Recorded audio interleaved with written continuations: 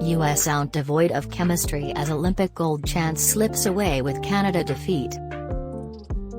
Canada came out exactly as the USWNT should have expected.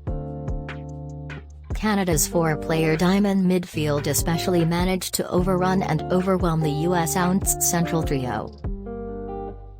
Canada only found the breakthrough when Tierna Davidson fouled Deanne Rose in the box, which was a bit ironic since Davidson was one of the USWNT's most solid players in this rough tournament. To say that Canada's penalty was against the run of play doesn't quite do it justice. Canada had barely even entered the USWNT's final third by that point and had zero legitimate scoring chances. But Canada's game plan didn't require that it attack a ton, it just needed to keep the USWNT at bay and hang on, which is exactly what it did. Naeher's injury in the 20th minute could have been a major problem for the Americans had they advanced or gone to penalties. She practically carried the team in its quarter-final against the Netherlands, but it ultimately didn't matter.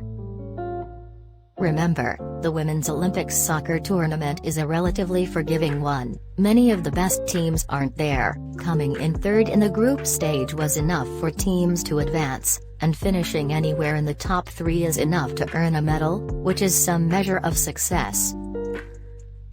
But the history and expectations of the USWNT demands coming out of the group first and reaching the gold medal match, neither of which happened.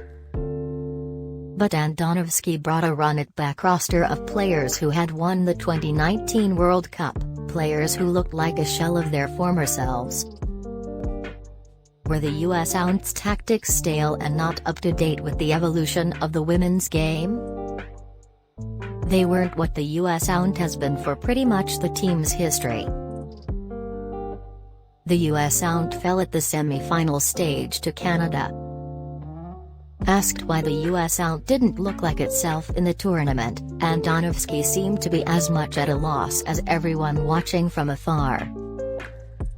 I think, first and foremost, we came out and competed hard, the players gave it all, tried hard, and I guess we're going to have to go back and dig a little deeper and find out what is it that didn't go the way we wanted, or what caused it to look the way it did.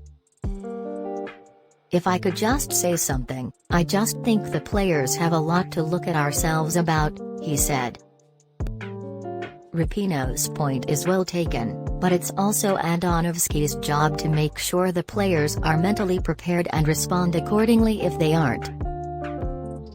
But he looked as rattled as the players did in that opening loss to Sweden, and the USWNT hasn't looked the same since.